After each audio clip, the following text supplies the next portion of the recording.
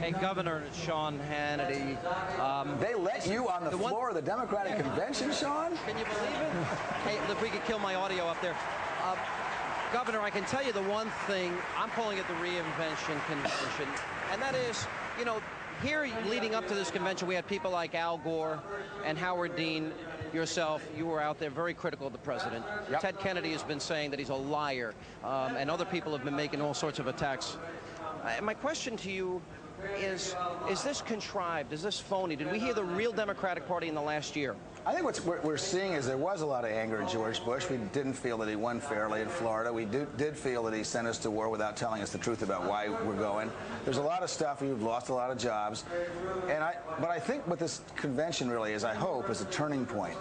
We can't win if we only have a negative message. Everybody understands that.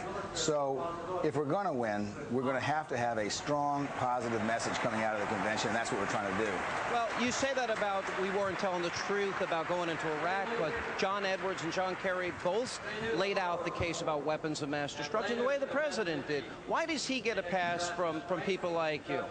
Well, there are other things that the president told us that were not so. There was no connection between al-Qaeda and Saddam Hussein. Even the 9/11 Commission just said so. There was no... Said, in fact, there was friendly No, that's not what they said, Sean. As a matter of fact, that's exactly what they didn't say. And if you think they should, you should watch Out Fox. It's a great movie, and it says why people like you say things like that on this this television station.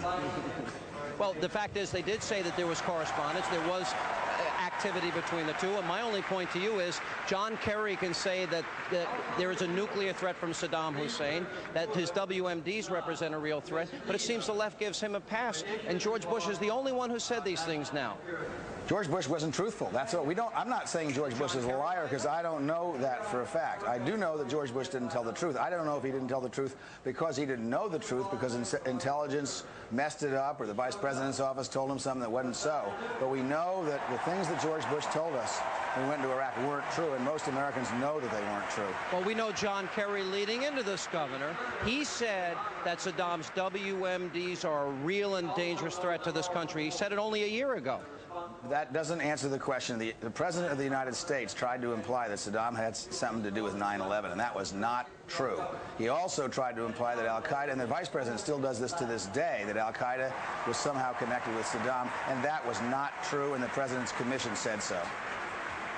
All right, Governor, we're going to take a break and go take a look at former President Jimmy Carter, who's now on the podium directly to my left. Thank you very much.